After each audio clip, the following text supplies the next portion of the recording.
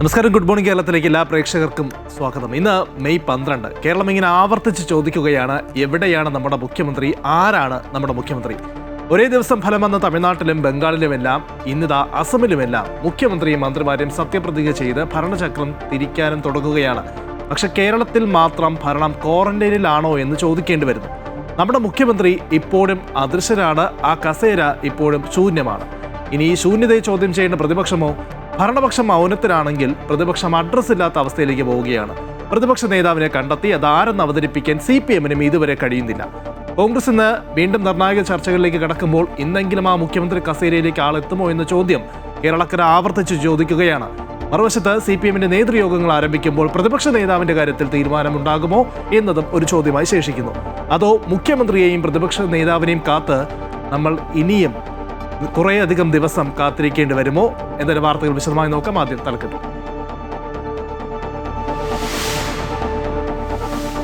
Petrol diesel വില വർധനവ് 2 ദിവസങ്ങൾക്കുള്ളിലെന്ന സൂചന. പൊതുമേഖലാ എണ്ണ കമ്പനികൾക്ക് കേന്ദ്ര സർക്കാർ അനുമതി നൽകിയെന്ന റിപ്പോർട്ടുകൾ. ക്രൂഡ് ഓയിൽ വില ഉയരുന്ന സാഹചര്യത്തിൽ ഇന്ത്യയിൽ ഇന്ധനവില 5 രൂപ വരെ ഉയർന്നേക്കും. ഇന്ധനക്ഷാമമില്ല എന്ന് ആവർത്തിച്ച് കേന്ദ്രം.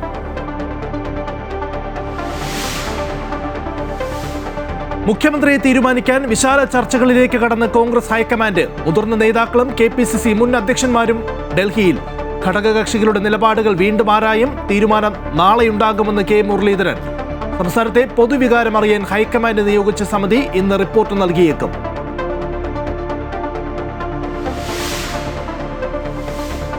CPM സംസ്ഥാന നേതൃയോഗങ്ങൾക്ക് തുടക്കം. ഇന്ന് സംസ്ഥാന സെക്രട്ടേറിയറ്റും നാളെയും മറ്റന്നാളും സംസ്ഥാന കമ്മിറ്റിയും ചേരും. നിയമസഭാ തെരഞ്ഞെടുപ്പിലെ തോൽവി വിലയിരുത്തും. പിണറായി വിജയൻ പ്രതിപക്ഷ നേതാവാകുമോ എന്ന ആകാംക്ഷയോടെ രാഷ്ട്രീയ കേരളം.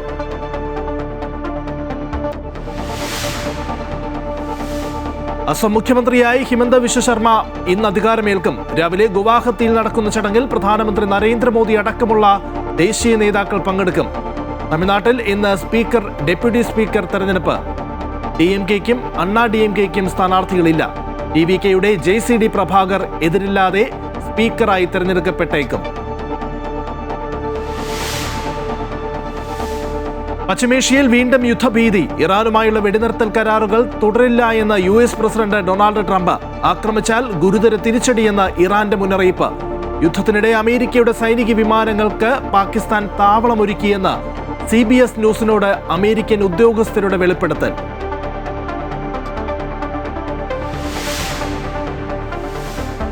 IPL-ൽ പഞ്ചാബിനെതിരെ ഡൽഹിക്ക് 3 വിക്കറ്റ് ജയം. പഞ്ചാബിന്റെ തുടർച്ചയായ 4ാം തോൽവി. ഇന്ന് ഗുജറാത്ത് ടൈറ്റൻസ് സൺറൈസേഴ്സ് ഹൈദരാബാദിനെ നേരിടും. ജയിക്കുന്നവർ പോയിന്റ് നിലയിൽ 1ാമതെത്തും. സംസ്ഥാനത്ത് നിയമസഭാ തെരഞ്ഞെടുപ്പ് ഫലം വന്നു. 102 എന്ന വലിയ മാർജിനിൽ, വലിയ ഭൂരിപക്ഷത്തിൽ ജനങ്ങൾ UDF-നെ അധികാരത്തിലെത്തിക്കുകയും ചെയ്തു. പക്ഷേ ഇപ്പോൾ അതേ ജനങ്ങൾ വീണ്ടും ആവർത്തിച്ച് ചോദിക്കുകയാണ്, ആരാണ് നമ്മുടെ മുഖ്യമന്ത്രി?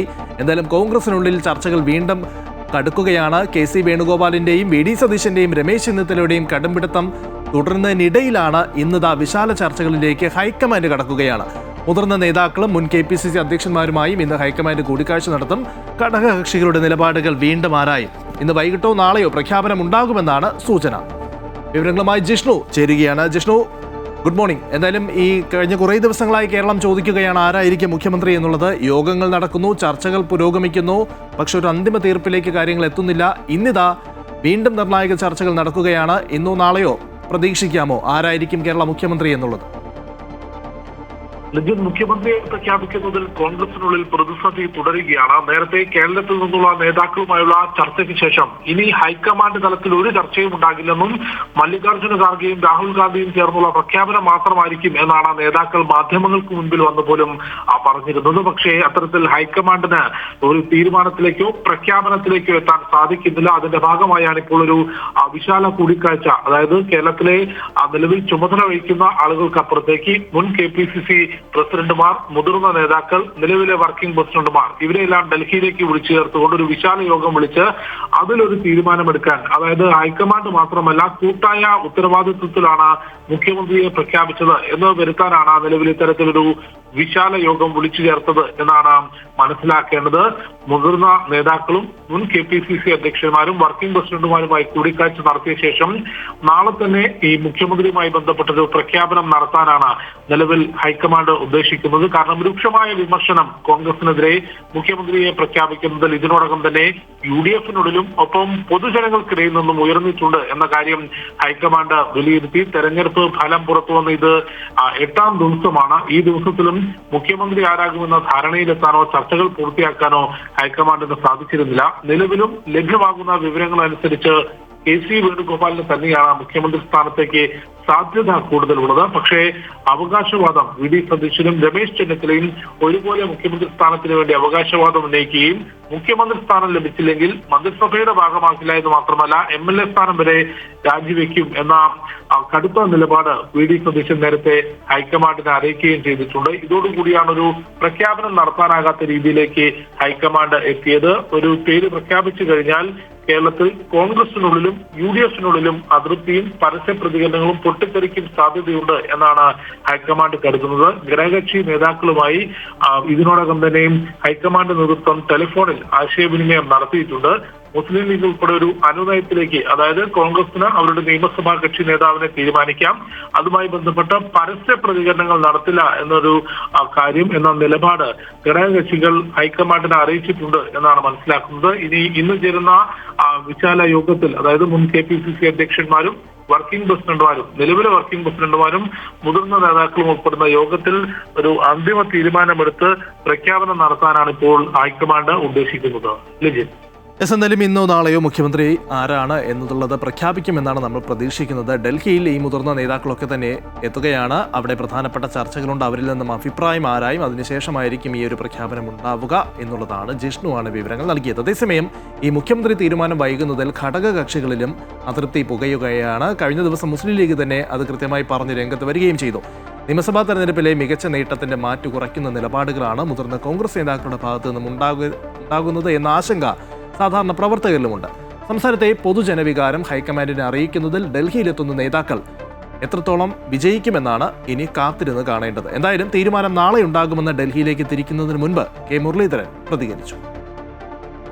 അതിന്റെ കാര്യങ്ങളൊക്കെ എന്താണെന്ന് അറിയട്ടെ. 8ാം ദിവസമാണ്. അപ്പോൾ ഇന്നെങ്കിലും ഒരു പ്രഖ്യാപനം ഉണ്ടാവും. ഇന്നാ നാളെയായിട്ട് ഉണ്ടാവും. ഇപ്പോൾ ഈ വിളിപ്പിച്ചിരിക്കുന്നതിന്റെ കാര്യം എന്താണ് പറയുന്നത്? ഈ കാര്യങ്ങളൊക്കെ തന്നെ ഇല്ല, അവരൊക്കെ ഫോണിൽ സംസാരിക്കുന്നു. അങ്ങനെയാണ് എൻ്റെ അറിവ്. ഈ ജനഹിത അറിഞ്ഞുള്ള ഒരു തീരുമാനം ഉണ്ടാവും. എന്തായാലും തീരുമാനം നാളെ ഉണ്ടാവും. അതാണ് വട്ടിയൂർക്കാവിലെ നിയുക്ത MLA ആണ്. മുൻ KPCC അധ്യക്ഷൻ കൂടിയാണ് K. മുരളീധരൻ. അദ്ദേഹവും ആത്മവിശ്വാസം പ്രകടിപ്പിക്കുകയാണ് നാളത്തോടെ തീരുമാനമുണ്ടാകും എന്നുള്ളത്. എന്തായാലും അൻഫിലിറ്റ് ചേരുന്നുണ്ട്. അൻഫിലിറ്റ്, ഗുഡ് മോർണിംഗ്. ഇന്നതാ നിർണായക ചർച്ചകളിലേക്ക് കോൺഗ്രസ് കടക്കുകയാണ്.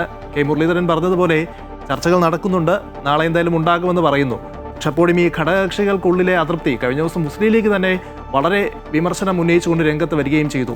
ഏത് തരത്തിലായിരിക്കും കോൺഗ്രസ് നേതൃത്വം ഇതിനെ കൈകാര്യം ചെയ്യുക?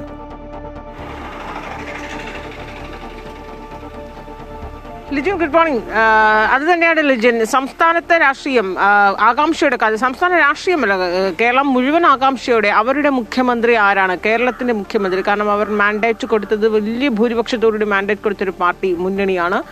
പക്ഷേ അത് മുഖ്യമന്ത്രി തീരുമാനം ഒരാഴ്ച കഴിഞ്ഞിട്ട് മുഖ്യമന്ത്രി തീരുമാനിക്കാൻ കഴിയുന്നില്ല. അതുകൊണ്ട് തന്നെ കേരളം കാത്തിരിക്കുകയാണ് ആകാംക്ഷയുടെ ഈ 3 പേരിൽ ആരാകുമെന്നത്. അതിനപ്പുറത്തേക്ക് സംസ്ഥാനത്ത് കോൺഗ്രസ് രാഷ്ട്രീയവും UDF രാഷ്ട്രീയവും ഒക്കെ തന്നെ വലിയ രീതിയിൽ ഓരോ മണിക്കൂർ പിന്നിടുമ്പോഴും അവരൊക്കെ തന്നെ അസ്വസ്ഥരാണ്, അതൃപ്തിയാണ് കോൺഗ്രസ് നേതൃത്വവും. ഇപ്പോൾ ഘടകകക്ഷി നേരത്തെ സൂചിപ്പിച്ച ഒരു മുസ്ലിം ലീഗൊക്കെ തന്നെ മറ നീക്കിയാണ് പുറത്തു വന്നിരിക്കുന്നത്, അവരുടെ അതൃപ്തിയും വിയോജിപ്പും ഒക്കെ. ഇനി ഓരോ മണിക്കൂർ കഴിയുന്തോറും അത് കടുത്ത ഭാഷയിലേക്കൊക്കെ പരസ്യമായി തന്നെയും അത് പറയാനും പ്രതികരിക്കാനും പരസ്യമായ ഒരു പൊട്ടിത്തെറിയിലേക്ക് വരാനുള്ളൊരു സാധ്യത, ഇതൊക്കെ കൃത്യമായും ഹൈക്കമാൻഡ് മുന്നിൽ കാണുന്നുണ്ട്. കാരണം ഇവിടെ നിന്ന് കൃത്യമായി തന്നെ ഹൈക്കമാൻഡിന് ഇവിടുത്തെ പ്രതികരണങ്ങളും ഇവിടുത്തെ ഫീഡ്ബാക്കുകളും ഒക്കെ കിട്ടുന്നുണ്ട്. പക്ഷെ ഒരു പ്രതിസന്ധിയാണ്, ഒരു വലിയ രീതിയിലൊരു വെല്ലുവിളി. ഈ 2 പേരെ മാറി നിൽക്കേണ്ടി വരുന്ന 2 പേരെ അനുനയിപ്പിക്കുക എന്നതാണ് ഹൈക്കമാൻഡിന്റെ നിലവിലെ രാഷ്ട്രീയ സാഹചര്യം ഹൈക്കമാൻഡിനെ സംബന്ധിച്ചുള്ളത്. എന്തായാലും ഈ ഒരു വിശാല യോഗത്തിൽ പങ്കെടുക്കാനായി നേതാക്കന്മാരൊക്കെ തന്നെ ഇന്നിപ്പോൾ നമ്മൾ K. മുരളീധരന്റെ പ്രതികരണം കണ്ടതുപോലെ അദ്ദേഹം രാവിലെ 6 മണിയുടെ ഫ്ലൈറ്റിന് തന്നെ അദ്ദേഹം പുറപ്പെട്ടു കഴിഞ്ഞു. 9 മണിയാകുമ്പോൾ ഡൽഹിയിലെത്തും. ഒപ്പം തന്നെയും അദ്ദേഹം രാവിലെ 4:30 ഇവിടെ നിന്ന് തിരുവനന്തപുരം വിമാനത്താവളത്തിൽ പുറപ്പെടുന്ന ആ സമയത്താണ് മാധ്യമങ്ങളോട് ഇപ്പോൾ കാര്യം പ്രതികരിച്ചത്. അപ്പോഴും അദ്ദേഹം പ്രതീക്ഷ പ്രകടിപ്പിക്കുന്ന പോലെ നാളെ തീരുമാനമുണ്ടാകുമെന്ന് തന്നെയാണ് അതോടൊപ്പം തന്നെയും മറ്റ് നേതാക്കളൊക്കെ തന്നെയും മുൻ KPCC അധ്യക്ഷന്മാരായ VM സുധീറിനും MM ഹസനും ഒക്കെ 9 മണിക്കാണ് അവരുടെ ഫ്ലൈറ്റ്. 9 മണിക്ക് പോകും.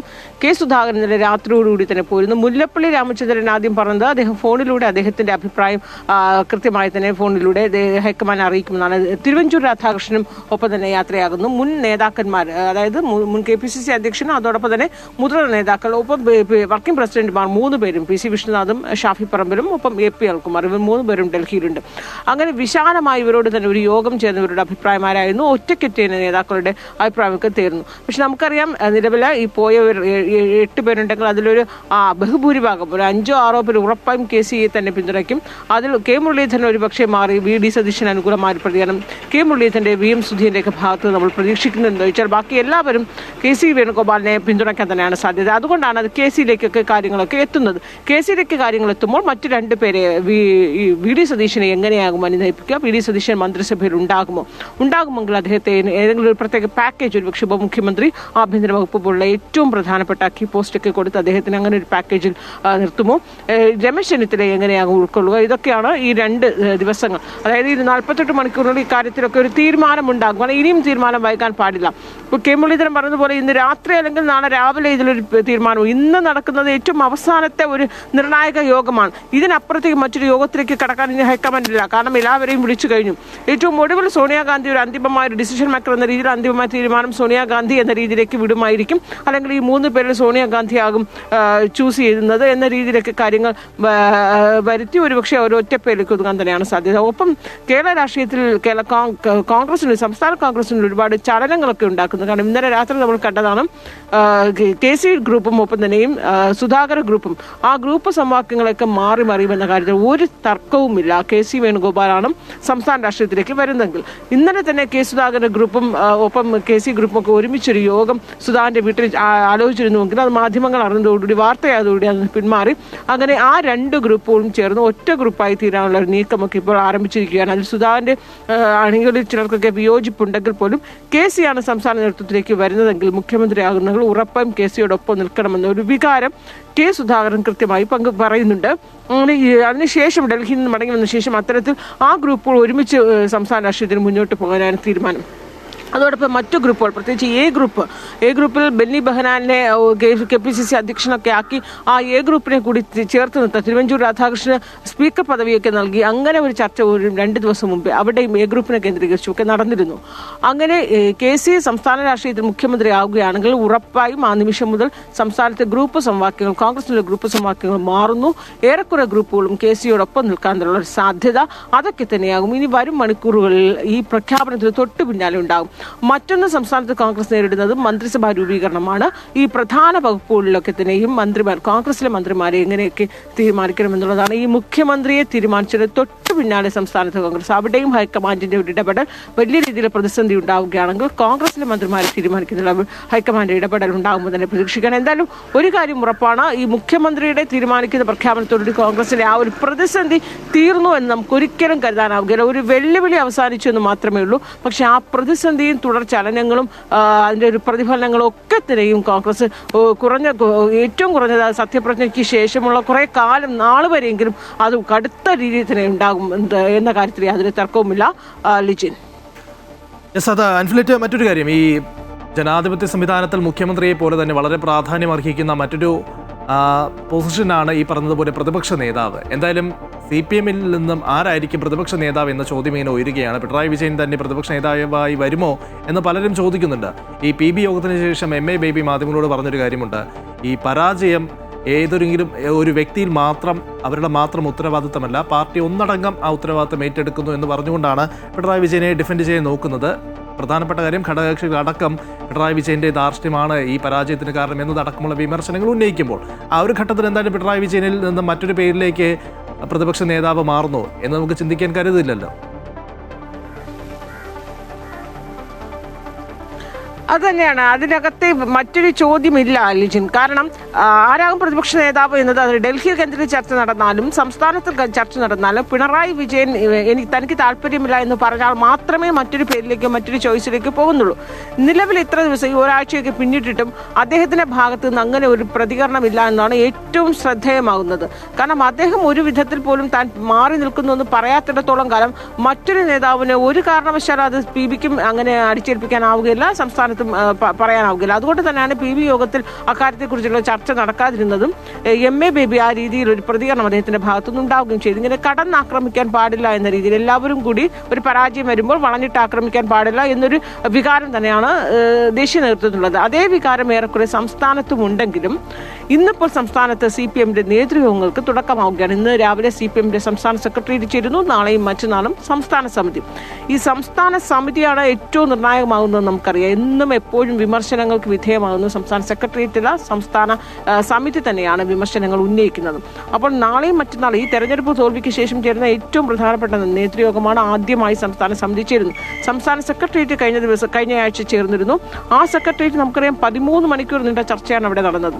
അതിൽ എല്ലാ സെക്രട്ടേറിയറ്റ് അംഗങ്ങളും വളരെ ദീർഘനേരം 3/4 മണിക്കൂറൊക്കെ എടുത്താണ് ഓരോ അംഗങ്ങളും സംസാരിച്ചത്. ഇവിടെയൊന്നും മുഖ്യമന്ത്രിയെയും ഒപ്പം തന്നെ പിണറായി വിജയനെയും ഒപ്പം തന്നെ MV ഗോവിന്ദനെയും പ്രതിസ്ഥാനത്ത് നിർത്തുന്ന രീതിയിലായിരുന്നു സെക്രട്ടേറിയറ്റ് അംഗങ്ങളൊക്കെ സംസാരിച്ചത്. പക്ഷേ അവരുടെ ഒരു മറുപടി അന്ന് അവിടെ ഉണ്ടായിരുന്നില്ല. കാരണം മറുപടി ഉണ്ടായെങ്കിലും വിശാലമായി വ്യക്തമായ ഒരു മറുപടി പ്രതികരണം ഈ രണ്ട് നേതാക്കന്മാരുടെ ഭാഗത്തുണ്ടായാലും ഈ രണ്ടുപേരും പ്രതിസ്ഥാനത്ത് നിർത്തിയുള്ള ഒരു ചർച്ച അവിടെ നടന്നുവെങ്കിൽ അതിനപ്പുറത്തേക്ക് കൂടുതൽ ആഴത്തിലുള്ള ചർച്ചയായിരിക്കും ഇന്നു മുതൽ ആരംഭിക്കുന്ന 3 നേതൃയോഗങ്ങളും ഉണ്ടാവുക. കടുത്ത വിമർശനം ഉറപ്പായും ഉണ്ടാകും. കാരണം എന്തുകൊണ്ട് ഇങ്ങനെ ഒരു കനത്ത ആഘാതത്തിലേക്ക് മുന്നണി അല്ലെങ്കിൽ പാർട്ടിയെ നയിക്കാനിടയായ സാഹചര്യം, ഇവിടെ കൃത്യമായ സ്ഥാനാർത്ഥി നിർണയത്തിൽ പിശക് പറ്റി, ഒപ്പം തന്നെയും ഏകപക്ഷീയമായ കാര്യങ്ങൾ തീരുമാനിക്കുകയും നടപ്പാക്കുകയും ചെയ്തു. MV ഗോവിന്ദന്റെ ഭാര്യ PK ശ്യാമളയെ സ്ഥാനാർത്ഥിയാക്കിയ സമയത്ത് കണ്ണൂർ ഘടകങ്ങളിലുണ്ടായ പരസ്യമായ വിയോജിപ്പ് എന്തുകൊണ്ട് പാടെ അവഗണിച്ച് മുന്നോട്ട് പോയി. പല G സുധാകരനടക്കം പാർട്ടി വിടാനുണ്ടായ ഒരു സാഹചര്യം, ഇതൊക്കെ തന്നെയും കൂലങ്കശമായി സംസ്ഥാന സെക്രട്ടേറിയറ്റ് അതിനപ്പുറത്തേക്ക് 2 ദിവസം സംസ്ഥാന സമിതി, അതാണ് അതിപ്രധാനമാകുന്നത്. എല്ലാ നേതാക്കളും ഏറെക്കുറെ നേതൃത്വത്തിനെതിരെ കടന്നാക്രമിക്കുന്ന കാര്യത്തിൽ ഒരു തർക്കവുമില്ല. കാരണം അത്രയേറെ ദയനീയ പരാജയത്തിൽ ഇങ്ങനെ ഒരു ഉയർത്തെഴുന്നേൽപ്പ് ദേശീയ തലത്തിൽ പോലും CPMനെ ഇങ്ങനെ ഈ രീതിയിൽ ഒരു സമ്പൂജ്യമാക്കി മാറ്റുന്ന ഒരു ഘട്ടത്തിലേക്കൊക്കെ കൊണ്ടുപോകാൻ കേരളത്തിലെ CPM നേതൃത്വത്തിന് എവിടെയാണ് പിശക് പറ്റിയത്, എവിടെയാണ് പിഴവുണ്ടായത്, വീഴ്ചയുണ്ടായത്, ഇതടക്കമുള്ള വളരെ കൂലങ്കശമായ ചർച്ച ഇന്ന് മുതൽ ആരംഭിക്കുന്ന നേതൃത്വങ്ങളൊക്കെ ഉണ്ടാകും. അതോടൊപ്പം തന്നെയും പ്രതിപക്ഷ നേതാവ് ആരാകുമെന്നുള്ളത് ഇന്നത്തെ സംസ്ഥാന സെക്രട്ടേറിയറ്റിൽ ധാരണയിൽ എത്തുമെന്നാണ്. പക്ഷെ പ്രഖ്യാപനം ഉണ്ടാവില്ല. നിലവിലെ സാഹചര്യത്തിൽ പിണറായി വിജയൻ തന്നെയാകും പ്രതിപക്ഷ നേതാവായി നയിക്കുക. അത് നേരത്തെ പറഞ്ഞതുപോലെ അദ്ദേഹത്തിന്റെ ഭാഗത്തു നിന്ന് ഒരു രീതിയിൽ പോലും മാറി നിൽക്കണമെന്നൊരു സൂചന ഉണ്ടാകുന്നില്ല. അതുകൊണ്ട് പ്രതിപക്ഷ നേതാവായി അദ്ദേഹം തന്നെ തുടരട്ടെ എന്ന് തന്നെയാകും പാർട്ടി തീരുമാനിക്കുക. മാത്രവുമല്ല, ഒരു വലിയൊരു വിജയം ഉണ്ടായപ്പോൾ എല്ലാവരും അദ്ദേഹമാണ് ആ വിജയത്തിന്റെ ശില്പി എന്ന് പറയുകയും കനത്ത ആഘാതം ഉണ്ടാകുമ്പോൾ അദ്ദേഹത്തോട് ഒഴിഞ്ഞു പോകാൻ പറയുമ്പോൾ ഉണ്ടാകുന്ന ഒരു വൈകാരിക പ്രശ്നം, ഇതൊക്കെ ചില നേതൃത്വം പങ്കുവെക്കുന്നുണ്ട്. പക്ഷേ ഘടകകക്ഷികൾ CPIക്കൊക്കെ തന്നെയും വലിയ രീതിയിൽ ഒരു വിമർശനം അദ്ദേഹം മാറി നിൽക്കട്ടെ എന്ന് അഭിപ്രായമുണ്ടെങ്കിൽ പോലും CPM ആണ് അവരുടെ നിയമസഭാ കക്ഷി നേതാവിനെ തെരഞ്ഞെടുക്കുക. സ്വാഭാവികമായ പ്രതിപക്ഷ നേതാവായി മാറും. അതുകൊണ്ട് തന്നെ CPMന്റെ കാര്യത്തിൽ എത്ര കണ്ട് മറ്റൊരു ഘടകകക്ഷിക്ക് ഇടപെടാനാകുമെന്നുള്ളൊരു ചോദ്യം അവിടെ ഉയരുന്നുണ്ട്. നിലവിലെ സാഹചര്യത്തിൽ പിണറായി വിജയൻ പ്രതിപക്ഷ നേതാവ്, മറ്റൊരു വിയോജിപ്പുകളോ ഒന്നുമില്ല. അത് CPM അദ്ദേഹത്തെ പ്രതിപക്ഷ നേതൃത്വം മാറ്റി നിർത്തണം എന്നൊരു ചർച്ചയോ വിമർശനമോ ഉറപ്പായി 3 ദിവസത്തെ യോഗത്തിൽ ഉണ്ടാകില്ല എന്ന് തന്നെയാണ് പ്രതീക്ഷിക്കുന്നത്. അങ്ങനെയെങ്കിൽ അദ്ദേഹം തന്നെയാകും പ്രതിപക്ഷ നേതാവുക. ഇന്നലെ അദ്ദേഹം തിരുവനന്തപുരത്ത് ഒരു വാടക വീട്ടിലേക്ക്, അതായത് മുഹമ്മദ് റിയാസ് MLA അദ്ദേഹം എടുത്തിരിക്കുന്ന വാടക വീട്ടിലേക്കാണ് അദ്ദേഹം മാറിയത്. ഒരുപക്ഷെ പ്രതിപക്ഷ നേതാവായി മാറിയാലും കന്റോൺമെന്റ് ഹൗസിലേക്ക് അദ്ദേഹം മാറുമോ, അതൊരു ഔദ്യോഗിക ഓഫീസ് മുറിയായി മാത്രം ഉപയോഗിച്ച് താമസം ഈ വാടക വീട്ടിൽ തന്നെ ആകുമോ, അങ്ങനെയുള്ള നിരവധി ചോദ്യങ്ങൾ വരികയാണ്. അതൊക്കെ ഈ വരുന്ന ദിവസങ്ങളിൽ നമുക്ക് മറുപടി കിട്ടും. എന്തായാലും ഒരു കാര്യം ഉറപ്പാണ്, പ്രതിപക്ഷ നേതൃസ്ഥാനത്ത് തൽക്കാലം പിണറായി വിജയന്റെ പേരല്ലാതെ മറ്റൊരു പേരും ഉയരുന്നില്ല. ശരി, അൻഫ്രിറ്റാണ് വിവരങ്ങൾ നൽകിയത്. എന്തായാലും വളരെ കൃത്യമായി പറഞ്ഞാൽ 2 ചോദ്യങ്ങൾ: ആരായിരിക്കും മുഖ്യമന്ത്രി, ആരായിരിക്കും പ്രതിപക്ഷ നേതാവ്, ഇത് രണ്ടും കേരളത്തിന് അറിയേണ്ടതുണ്ട്. വരുന്ന മണിക്കൂറുകളിൽ നമുക്കത് പ്രതീക്ഷിക്കാം. സംസ്ഥാനത്തെ വിവിധ ജില്ലകളിൽ ശക്തമായ മഴയും കാറ്റുമുണ്ട്. വടക്കൻ കേരളത്തിലും മലയോര മേഖലകളിലും മഴക്കെടുതിയിൽ വ്യാപക കൃഷിനാശമുണ്ടായി. നാദാപുരത്തും കല്ലാച്ചിയിലും മരങ്ങൾ കടപുഴകി വീണു. MM രാകേഷ് ചേരുകയാണ്. Rakesh, good morning. കനത്ത മഴയാണ് വടക്കൻ കേരളത്തിൽ. ഏതൊക്കെ ജില്ലകളിലാണ് ഇന്ന് അലർട്ടുള്ളത്? മാത്രമല്ല, മറ്റെന്തെങ്കിലും നാശനഷ്ടങ്ങൾ പലയിടത്തും ഉണ്ടായി എന്നാണ് മനസ്സിലാക്കുന്നത്?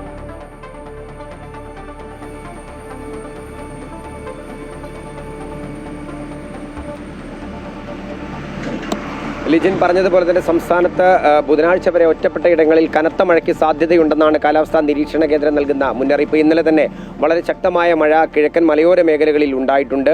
വ്യാഴം വെള്ളി ദിവസങ്ങളിൽ മഴ ശക്തമാകുന്നതിനൊപ്പം 40 മുതൽ 50 കിലോമീറ്റർ വരെ വേഗതയിൽ കാറ്റ് വീശാനുള്ള സാധ്യതയും കാലാവസ്ഥാ നിരീക്ഷണ കേന്ദ്രം പറയുന്നുണ്ട്. ബംഗാൾ ഉൾക്കടലിലും അറബിക്കടലിലുമായി നിലനിൽക്കുന്ന അന്തരീക്ഷ വ്യതിയാനങ്ങളാണ് ഇത്തരത്തിലുള്ള ഒരു മഴയ്ക്ക് കാരണമായി പറയുന്നത്. വടക്കൻ ശ്രീലങ്കൻ തീരത്തിന് സമീപം തെക്ക് പടിഞ്ഞാറൻ ബംഗാൾ ഉൾക്കടലിൽ ന്യൂനമർദ്ദം രൂപപ്പെട്ടിട്ടുണ്ട്. അടുത്ത മണിക്കൂറുകളിൽ ഇത് കൂടുതൽ കരുത്താർജിക്കാൻ സാധ്യതയുണ്ട് എന്നും പറയുന്നുണ്ട്. തെക്ക് കിഴക്കൻ അറബിക്കടലിലും ലക്ഷദ്വീപിനും മുകളിലായി ചക്രവാത ചുഴി രൂപപ്പെട്ടിട്ടുണ്ട്. കോഴിക്കോട് നോക്കുകയാണെങ്കിൽ നാദാപുരം വിലങ്ങാട് മേഖലകളിൽ ഇന്നലെ വളരെ ശക്തമായ മഴ പെയ്തിരുന്നു. ഒപ്പം തന്നെ പേരാമ്പ്രയിൽ ബൈപ്പാസിൽ മരം കടപുഴകി വീണ് ഗതാഗതം തടസ്സപ്പെടുന്ന സാഹചര്യം ഉണ്ടായിട്ടുണ്ട്. ഒപ്പം തന്നെ താമരശ്ശേരി ഇതുകൂടാതെ വിലങ്ങാട് മേഖലകളിൽ ചില വീടുകളിലേക്ക് വെള്ളം കയറുന്ന സാഹചര്യവും ഉണ്ടായിട്ടുണ്ട്. ഇടുക്കി നോക്കുകയാണെങ്കിൽ മൂലമറ്റത്തിന് സമീപം 7-ാം മൈലിൽ ഓടിക്കൊണ്ടിരുന്ന കാറിന് മുകളിലേക്ക് മരം കടപുഴകി വീഴുന്ന സാഹചര്യമുണ്ടായി. കാർ യാത്രക്കാർ അപകടമില്ലാതെ തലനാരിഴയ്ക്കാണ് രക്ഷപ്പെട്ടത് എന്ന് പറയാം. കണ്ണൂരേക്ക് പോവുകയാണെങ്കിൽ ശ്രീകണ്ഠാപുരം ഒപ്പം തന്നെ ദേശീയപാതാ നിർമ്മാണം നടക്കുന്ന കുപ്പത്ത് വീടുകളിലേക്ക് വെള്ളം കയറുന്ന സാഹചര്യം ഉണ്ടായിട്ടുണ്ട്. ചിറ്റാരിപ്പറമ്പിലും മരം കടപുഴകി വീണ് വീടിന് മുകളിലേക്ക് വീണു. അതിലൊരാൾ അത്ഭുതകരമായി രക്ഷപ്പെടുകയായിരുന്നു. ഏതായാലും സംസ്ഥാനത്ത് വരും മണിക്കൂറുകളിൽ ശക്തമായ മഴ തുടരുമെന്നുള്ള സൂചന തന്നെയാണ് കാലാവസ്ഥാ നിരീക്ഷണ കേന്ദ്രം നൽകുന്നത്. തന്നെ വിവിധ ജില്ലകളിൽ മുന്നറിയിപ്പ് നൽകിയിട്ടുണ്ട്. പലയിടത്തും ശക്തമായ മഴ, പ്രത്യേകിച്ച് വടക്കൻ കേരളത്തിൽ പല ജില്ലകളിലും ശക്തമായ മഴ തുടരുകയാണ്. രാകേഷ് ആയിരുന്നു വിവരങ്ങൾ നൽകിയത്. അസമിലെ പുതിയ BJP സർക്കാർ ഇന്ന് സത്യപ്രതിജ്ഞ ചെയ്ത് അധികാരമേൽക്കുകയാണ്. മുഖ്യമന്ത്രി ഹിമന്ത ബിശ്വ ശർമ്മയാണ് തുടർച്ചയായ 2ാം തവണയും അസം മുഖ്യമന്ത്രിയായി സത്യപ്രതിജ്ഞ ചെയ്യുന്നത്. ഗുവാഹത്തിയിലെ ഖാനാപാറ വെറ്റിനറി ഫീൽഡിൽ രാവിലെ 11 മണിക്കാണ് ചടങ്ങുകൾ. പ്രധാനമന്ത്രി നരേന്ദ്രമോദി, കേന്ദ്ര ആഭ്യന്തരമന്ത്രി അമിത്ഷാ, മറ്റ് BJP നേതാക്കൾ, വിവിധ സംസ്ഥാനങ്ങളിലെ മുഖ്യമന്ത്രിമാർ എന്നിവർ ചടങ്ങിൽ പങ്കെടുക്കും.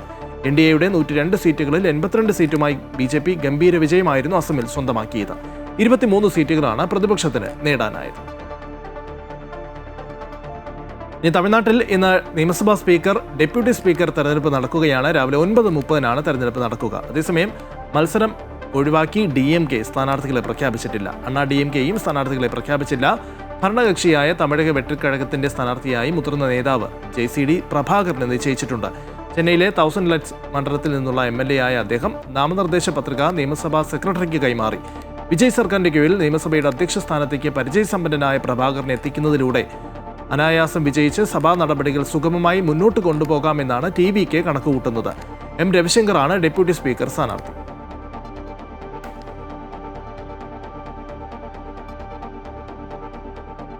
സംസ്ഥാനത്ത് ഈ നിയമസഭാ തെരഞ്ഞെടുപ്പിന് മുൻപ് കോൺഗ്രസ് മുന്നോട്ട് വെച്ച 5 ഗ്യാരണ്ടികളിലേറെ പ്രധാനപ്പെട്ട കാര്യമായിരുന്നു KSRTC ബസ്സുകളിൽ സ്ത്രീകൾക്ക് സൗജന്യ യാത്ര എന്നുള്ളത്. എന്തായാലും ഈ സൗജന്യ യാത്ര അനുവദിക്കാനുള്ള UDF നീക്കത്തിൽ പ്രതിഷേധവുമായി കൂടുതൽ സംഘടനകൾ രംഗത്തെത്തുകയാണ്. ഈ തീരുമാനം മേഖലയാകെ തകർക്കുമെന്ന് പ്രൈവറ്റ് ബസ് ഓപ്പറേറ്റേഴ്സ് ഫെഡറേഷനും പറയുന്നു. തുടർന്ന് പരിപാടികൾ തീരുമാനിക്കാൻ 14-ന് സംഘടനാ നേതാക്കൾ കോഴിക്കോട് യോഗം ചേരും. സ്വകാര്യ ബസ് മേഖലയെ കൂടി സംരക്ഷിച്ചുകൊണ്ടുള്ള തീരുമാനം ഉണ്ടാകണമെന്ന് INTUC സംസ്ഥാന അധ്യക്ഷൻ R ചന്ദ്രശേഖരൻ അമൃത വാർത്തകളോട് പറഞ്ഞു. യാത്ര എന്ന UDF വാഗ്ദാനത്തിന്റെ ആശങ്കയിലാണ് സംസ്ഥാനത്തെ സ്വകാര്യ ബസ് ഉടമകൾ. 7000-ഓളം സ്വകാര്യ ബസ്സുകളാണ് സംസ്ഥാനത്ത് സർവീസ് നടത്തുന്നത്. വാഗ്ദാനം പ്രാവർത്തികമായാൽ സ്വകാര്യ ബസ്സുകളുടെ നിലവിലുള്ള വരുമാനത്തിൽ വലിയ കുറവുണ്ടാകും. അതുകൊണ്ട് തന്നെ അതിശക്തമായ വിമർശനവും പ്രതിഷേധവുമാണ് സ്വകാര്യ ബസ് ഉടമകളുടെ സംഘടനകൾ ഉയർത്തിക്കൊണ്ടുവരുന്നത്. ഗ്രാമനഗര വ്യത്യാസമില്ലാതെ 50%-ലധികം വനിതാ യാത്രക്കാർ KSRTC ബസ്സിലേക്ക് മാറുന്നത് KSRTCയെയും പ്രൈവറ്റ് ബസ്സുകളെയും ഒരുപോലെ ബാധിക്കുമെന്നാണ് പ്രൈവറ്റ് ബസ് ഓപ്പറേറ്റേഴ്സ് ഫെഡറേഷൻ പറയുന്നത്. സ്വകാര്യ ബസ്സുകളിൽ യാത്ര ചെയ്യുന്ന സ്ത്രീകൾ കൂടി അങ്ങോട്ട് പോകും. ഒരു 50% അതും വരും. 50% അവിടെ കൂടുകയും 50% അവിടെ കുറയുകയും ചെയ്യും. സ്വകാര്യ ബസ്സുകളിൽ 50% യാത്രക്കാർ കുറയും എന്ന് പറഞ്ഞാൽ ഇന്ന് തന്നെ KSRTCയുടെ പിടിച്ചു നിൽക്കാൻ സ്വകാര്യ ബസ്സുകളാവുന്നില്ല. സ്വകാര്യ ബസ്സുകൾ ഇന്ന് കടുത്ത സാമ്പത്തിക പ്രതിസന്ധിയിലാണ്. സ്ത്രീകൾക്ക് സൗജന്യ യാത്ര എന്ന് പറയുമ്പോൾ പരോക്ഷമായി സ്വകാര്യ ബസ് വ്യവസായത്തെ തകർക്കുന്ന ഒരു സമീപനമാണ് സ്വീകരിച്ചിരിക്കുന്നത്. അതുകൊണ്ട് ഈ വ്യവസായത്തെ സംരക്ഷിക്കാനുള്ള നടപടി ഗവൺമെൻറ് സ്വീകരിച്ചില്ല എങ്കിൽ ഞങ്ങൾ ശക്തമായ നടപടികളുമായി എന്ന് പറയുമ്പോൾ ഈ വ്യവസായം നിലനിൽക്കുന്നതിന് ആവശ്യമായ സത്വര നടപടികളുമായി ഞങ്ങൾ മുന്നോട്ട് പോകും എന്ന കാര്യത്തിൽ യാതൊരു സംശയമില്ല. 2022 മെയ്യിലാണ് അവസാനമായി സംസ്ഥാനത്ത് ബസ്സുകളുടെ യാത്രാക്കൂലി കൂട്ടിയത്. 8 രൂപയിൽ നിന്ന് മിനിമം ചാർജ് 10 രൂപയാക്കി. 4 വർഷത്തിനിടെ ഡീസൽ വിലയിലും സ്പെയർ പാർട്സ് വിലയിലും ഗണ്യമായ വർധനമുണ്ടായിട്ടും നിരക്ക് വർദ്ധിപ്പിച്ചിട്ടില്ല. അത്തരമൊരു സാഹചര്യത്തിൽ ഈ തീരുമാനം വലിയ അടച്ചുപൂട്ടലിലേക്ക് കാര്യങ്ങൾ എത്തിക്കുമെന്നാണ് ഉടമകൾ പറയുന്നത്. സ്വകാര്യ ബസ് ഉടമകളുടെ ആശങ്ക പ്രധാനപ്പെട്ടതാണെന്ന് കോൺഗ്രസിന്റെ തൊഴിലാളി സംഘടനയായ INTUC പറയുന്നു. സ്വാഭാവികമായിട്ടും അതിൻ്റെ ഒരു ആഫ്റ്റർ എഫക്റ്റ് എന്ന് പറഞ്ഞ രീതിയിൽ അത് വരാം. അപ്പം അതിന് എന്താണ് പരിഹാരം എന്നുള്ളത് ഒരു പുതിയ ഗവൺമെൻറ് അധികാരത്തിൽ വന്നു കഴിഞ്ഞിട്ട് ട്രേഡ് യൂണിയനുകളുമായി കൂടി ആലോചിക്കും. INTUC ഈ ആവശ്യം ഉന്നയിച്ച് തന്നെ മുമ്പോട്ട് പോകും. കാരണം നിലവിലുള്ള പ്രൈവറ്റ് ബസ്സായാലും യാത്രാ സൗകര്യങ്ങൾക്ക് ക്ഷതമേൽക്കാത്ത നിലയിൽ ഇതെങ്ങനെ നടപ്പാക്കാമെന്നുള്ളത് ഞങ്ങൾ ഗൗരവമായിട്ട് തന്നെ സർക്കാരുമായിട്ട് ആലോചിക്കും. UDFന്റെ വാഗ്ദാനം വലിയ പ്രതിസന്ധി ഉണ്ടാക്കുമെന്ന് പ്രതിപക്ഷ നേതാവിനെ ഉൾപ്പെടെ ഉടമകൾ അറിയിച്ചിരുന്നു. ഈ സാഹചര്യത്തിൽ തുടർ പരിപാടികൾ തീരുമാനിക്കാൻ ബുധനാഴ്ച ഉടമകളുടെ യോഗം കോഴിക്കോട് ചേരുന്നുണ്ട്. ആദ്യഘട്ടത്തിൽ ചർച്ചയും പിന്നീട് പ്രതിഷേധവും ശക്തമാക്കാനാണ് നിലവിലെ തീരുമാനം. ഏതായാലും സർക്കാരിന് 90 കോടി രൂപയോളം അധിക ബാധ്യത വരുന്ന തീരുമാനം വളരെ പെട്ടെന്ന് നടപ്പിലാക്കാവുന്ന ഒന്നല്ല എന്നുള്ളതാണ് യാഥാർത്ഥ്യം. അമൃത ന്യൂസ്, കൊച്ചി. പ്രധാനമന്ത്രി നരേന്ദ്രമോദി ഈ മാസം 15-ന് UAE സന്ദർശിക്കും. UAE president Sheikh Muhammad bin Zayed Al നഹ്യാനുമായി കൂടിക്കാഴ്ച നടത്തും. ഊർജ്ജ പ്രതിസന്ധിയുടെയും പശ്ചിമേഷ്യൻ സംഘർഷത്തിന്റെയും ഇടയിലാണ് സന്ദർശനം എന്നതാണ് ശ്രദ്ധേയം. മേഖലയിലുണ്ടായ സംഘർഷത്തിൽ പരസ്പരം വലിയ പിന്തുണയാണ് ഇന്ത്യയും UAEയും നൽകിയത്. മെയ് 15 മുതൽ 20 വരെ നീളുന്ന ലോക പര്യടനത്തിന്റെ തുടക്കത്തിലാണ് UAE സന്ദർശനം. ഇറാനുമായുള്ള വെടിനിർത്തൽ നീക്കങ്ങൾ അതീവ ഗുരുതരാവസ്ഥയിലാണെന്ന് അമേരിക്കൻ പ്രസിഡന്റ് ഡൊണാൾഡ് ട്രംപ്. വെടിനിർത്തൽ നിലവിലുണ്ട് എങ്കിലും അത് അവിശ്വസനീയമാം വിധം ദുർബലമാണെന്ന് ട്രംപ് മാധ്യമങ്ങളോട് പറഞ്ഞു. ഇറാന്റെ താൽപ്പര്യങ്ങൾ സുരക്ഷിതമാക്കാൻ ആവശ്യമായ നടപടികൾ കൈക്കൊള്ളുമെന്ന് ഇറാൻ ട്രംപിന് മറുപടി നൽകി. അമേരിക്ക മുന്നോട്ട് വെച്ച സമാധാന നിർദ്ദേശങ്ങളോടുള്ള ഇറാന്റെ പ്രതികരണം വിഡ്ഢിത്തമെന്നാണ് ട്രംപ് വിശേഷിപ്പിച്ചത്. യുദ്ധം അവസാനിപ്പിക്കാനും ഹോർമൂസ് കടലിടുക്ക് വീണ്ടും തുറക്കാനുമുള്ള തങ്ങളുടെ ആവശ്യങ്ങൾ കഴിഞ്ഞ ദിവസം ഇറാൻ അവതരിപ്പിച്ചിരുന്നു. അതിനെ തള്ളിക്കൊണ്ടാണ് ട്രംപിന്റെ പ്രതികരണം. ഇറാന്റെ ആവശ്യങ്ങൾ ട്രംപ് തള്ളിയതോടെ 10 ആഴ്ചക്കാലമായി തുടരുന്ന പശ്ചിമേഷ്യൻ സംഘർഷം നീണ്ടുപോകുമെന്നും ഹോർമൂസ് കടലിടുക്കിലൂടെയുള്ള കപ്പൽ ഗതാഗതത്തെ ഇത് കാര്യമായി ബാധിക്കുമെന്നുമുള്ള ആശങ്ക ശക്തമായിരിക്കുകയാണ്. അതേസമയം ഇറാന്റെ താൽപ്പര്യങ്ങൾ സുരക്ഷിതമാക്കാൻ ആവശ്യമായ ഏത് വിധത്തിലുള്ള പ്രവർത്തനവുമായി മുന്നോട്ടു പോകുമെന്ന് ഇറാൻ വിദേശകാര്യ മന്ത്രാലയ വക്താവ് ഇസ്മായിൽ ബഖായി പറഞ്ഞു. ടെഹ്റാന്റെ നിർദ്ദേശങ്ങൾ ഉത്തരവാദിത്വപരവും ഉദാരപരവുമാണെന്നാണ് ബഖായിയുടെ വിശദീകരണം. ലെബനനിൽ ഹിസ്ബുള്ളക്കെതിരായ ഇസ്രയേൽ ആക്രമണം അവസാനിപ്പിക്കുക, ഇറാനിയൻ തുറമുഖങ്ങളുടെ US നാവിക ഉപരോധം നിർത്തലാക്കുക, ഇറാനെതിരെ കൂടുതൽ ആക്രമണങ്ങൾ നടത്തില്ലെന്ന് ഉറപ്പു നൽകുക തുടങ്ങിയ നിർദ്ദേശങ്ങളാണ് ഇറാൻ മുന്നോട്ട് വച്ചിരുന്നത്. യുദ്ധനഷ്ടത്തിന് നഷ്ടപരിഹാരം നൽകണമെന്ന ആവശ്യവും ഹോർമൂസ് കടലിടുക്കിന് മേലുള്ള ഇറാനിയൻ പരമാധികാരത്തിന് ഊന്നൽ നൽകണമെന്ന ആവശ്യവും ഇതിൽ ഉൾപ്പെടുന്നുവെന്നാണ് report. News desk, Amrita news.